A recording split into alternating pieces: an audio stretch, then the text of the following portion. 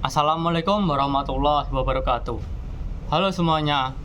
Di sini dengan saya Ahmad Ramadan. Saya akan menjelaskan tentang apa itu saham dan apa itu obligasi. Saham ini adalah lembaran bukti kepemilikan terhadap suatu perusahaan, yang mana kita bisa menjadi bagian kecil dari perusahaan yang besar. Jika kita punya 1% saja kepemilikan saham tersebut, kita sudah termasuk pemegang saham. Nah, saham-saham yang kita bisa beli ini itu ada di perusahaan-perusahaan yang sudah listed atau terbuka, yang artinya juga TBK seperti PT Gudang Garam TBK misalnya. Perusahaan-perusahaan yang sebelumnya privat menjadi nggak privat lagi. Yang sebelumnya privat tersebut melakukan go public atau IPO, sehingga yang sebelumnya namanya itu PT Gudang Garam menjadi PT Gudang Garam TBK.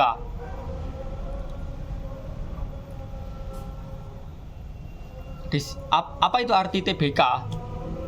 Jadi TBK atau terbuka itu memiliki arti bahwa perusahaan telah melakukan go public, sehingga kepemilikan saham dari perusahaan yang secara privat itu kemudian bisa dibeli oleh masyarakat umum, entah berapa persen dari 100%.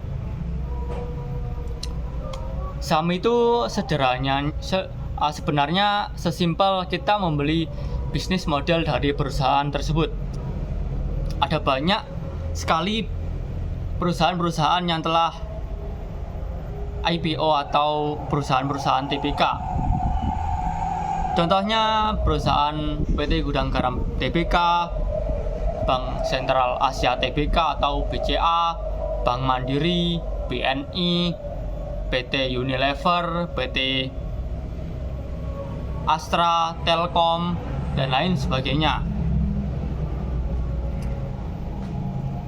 Lalu kenapa perusahaan yang sebelumnya kita nggak bisa beli sahamnya, kemudian kita bisa membeli sahamnya?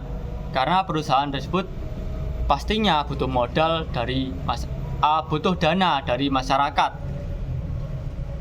Mungkin untuk ekspansi usaha, untuk membangun usaha-usaha kecil atau anak usaha gitu, dan juga bahkan untuk melunasi hutangnya hanya melakukan IPO tersebut. Kita sebagai owner mungkin mengambil dana dari investor atau dari masyarakat umum hanya untuk melunasi hutang. Itu adalah termasuk hal negatif. Hal positif itu adalah perusahaan mencari dana dari masyarakat untuk membangun anak usaha atau ekspansi usaha gitu. Lalu jika kita memiliki 1% saja saham dan perusahaan tersebut mendapatkan sebuah laba dalam kurun waktu 2 tahun, entah misalnya 50 miliar gitu, berarti kita juga berhak menerima keuntungan tersebut, karena kita juga memiliki 1% dari kepemilikan saham yang laba tersebut akan dibagi berupa dividen, sehingga per lembar saham itu bisa mendapatkan berapa rupiah, yang mana kita jika memiliki 1% itu akan mendapatkan berapa rupiah. Dan selain juga dari dividen, kita akan mendapatkan untung dari capital gain. Misalnya kita membeli saham harga 500, 2 tahun kemudian menjadi 800. maka itu disebut keuntungan dari capital gain. Dan kita juga bisa dapat dividen, tapi nggak semua perusahaan memberi dividen. Maka dari itu kita harus memilih perusahaan-perusahaan yang berfundamental bagus, yang mana labanya itu terus naik atau keuntungannya itu tinggi dari setiap tahun, dari tahun ke tahun itu ada peningkatan. Itu adalah perusahaan yang bagus. Kemungkinan besar perusahaan-perusahaan seperti itu akan membagikan dividen, karena bisa saja perusahaan-perusahaan yang merugi, perusahaan-perusahaan yang bisnisnya bangkrut, ya sudah pasti nggak bagi-bagi dividen, atau jarang banget bagi-bagi dividen perusahaan-perusahaan yang merugi itu. Ya seperti itu kurang lebih penjelasan singkat dan secara umum tentang apa itu saham. Lalu apa itu obligasi? Apa yang dimaksud obligasi? Secara singkat, obligasi adalah surat utang. Jadi, obligasi ini adalah surat utang jangka menengah hingga jangka panjang yang dapat diperjualbelikan atau dapat dipindah tangankan. Berisi janji dari pihak yang menerbitkan. Lalu pihak yang menerbitkan ini akan memberi imbalan berupa bunga pada periode tertentu, dan kemudian akan melunasi pokok hutang pada waktu yang ditentukan atau tanggal yang ditentukan pada pihak yang membeli obligasi tersebut. Obligasi ini dapat diterbitkan oleh perusahaan, korporasi, dan juga pemerintah atau negara. Baiklah, saya selanjutnya akan menjelaskan tentang apa perbedaan dari saham dan juga obligasi. Saya di sini membuat tabel khusus yang berisi perbedaan saham dan obligasi. Nanti tabelnya akan saya upload di samping sini agar kalian bisa membaca sendiri. Saya di sini akan menjelaskan. Oke, saham dalam segi bentuk kepemilikan saham itu dalam bentuk ekuitas atau modal, yang mana artinya saham yang kita beli itu berupa modal dari kita untuk dana perusahaan tersebut. Lalu apakah ada wujudnya? Rumornya dulu ada wujudnya, asli dalam bentuk lembaran seperti kertas gitu, bahwa kita pemilik atau pemegang saham. Tapi sekarang udah nggak ada. Sekarang adanya di seperti pemberitahuan online gitu, dari email. Jadi misalnya kita diundang dalam rapat umum pemegang saham atau RUPS, kita akan diinformasikan melalui email kita yang telah didaftarkan itu. Jadi kita diberitahukan bahwa pemegang saham A misalnya akan ada RUPS pada tanggal sekian di kota mana, jam berapa gitu. Lalu obligasi itu surat utang dalam periode tertentu, entah itu harian atau mingguan atau bulanan atau bahkan tahunan. Tapi sebagian besar juga nggak terlalu lama, sehingga bulanan hingga tahunan atau mingguan juga ada. Kalau saham tadi itu sebagian besar itu pemegangnya pasti lama, entah bisa 5 tahun hingga puluhan tahun, terutama yang menjadi owner atau orang-orang yang ada di dalamnya alias bukan masyarakat umum. Kemudian perbedaan saham dan obligasi melalui badan yang mengeluarkan. Badan yang mengeluarkan di sini, saham adalah perusahaan terbuka. Jadi semua perusahaan itu awalnya pasti privat, dan nggak semua perusahaan juga mau go public.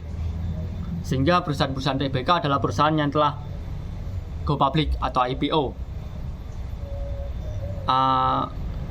Dari beberapa ratus perusahaan yang ada di Indonesia, sebagian besar telah melakukan IPO. Beberapa juga masih privat. Yang mana perusahaan privat ini melakukan beberapa syarat-syarat tertentu hingga akhirnya bisa saham tersebut itu diperjualbelikan kepada masyarakat umum. Yang mana salah satu syarat yang jika mana telah IPO adalah perusahaan tersebut harus minimal memberikan informasi mengenai laba atau laporan keuangan dari perusahaan yang IPO tersebut minimal ya setahun setelahnya gitu, dan ya per tahun harus ngasih informasi di websitenya atau di Google gitu, harus ada informasi mengenai hal tersebut, yaitu laporan keuangan. Sedangkan obligasi itu badannya mengeluarkan pemerintah dan juga perusahaan, atau itu tadi korporasi dan negara. Sehingga surat-surat utang ini itu yang menerbitkan itu dari pemerintah, dari negara.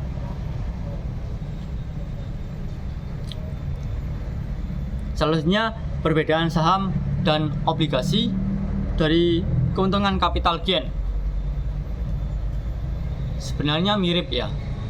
Jadi kalau saham itu dapat capital gain dari kenaikan harga jual dari harga beli sebelumnya. Misalkan kita beli 200 terus beberapa tahun kemudian naik jadi 500 gitu, kita dapat capital gain senilai 300. Bagaimana dengan obligasi? Obligasi juga mirip lah. Itu berdasarkan selisih harga jual dan beli. Sehingga misalkan, tapi itu dihitung dari persentase. Misalkan setahun 10% atau setahun 8% atau setahun 7%. Nextnya adalah perbedaan saham dan obligasi dari resiko investasi capital gain. Saham resiko dari capital gain-nya adalah terjadi penurunan harga sehingga capital gain loss. Itu juga bisa terjadi, nggak melulu bakal untung terus. Karena apa? Karena perusahaan adalah bisnis model yang nyata. Misalkan PT Gudang Garam itu menjual rokok, sehingga bisnisnya adalah rokok. Jadi kalau capital gain-nya turun, atau itu tadi resikonya, yang mana di PT Gudang Garam mengalami penurunan laba yang sebelumnya beberapa triliun turun menjadi beberapa miliar. Itu adalah salah satu resiko, sehingga terjadi penurunan saham yang kalian beli. Kalian sebelumnya beli di 1000, misalkan suatu harga saham itu 1000, lalu pada 5 tahun kemudian harganya nggak naik, malah turun ke 500. Itu juga bisa terjadi. Itu adalah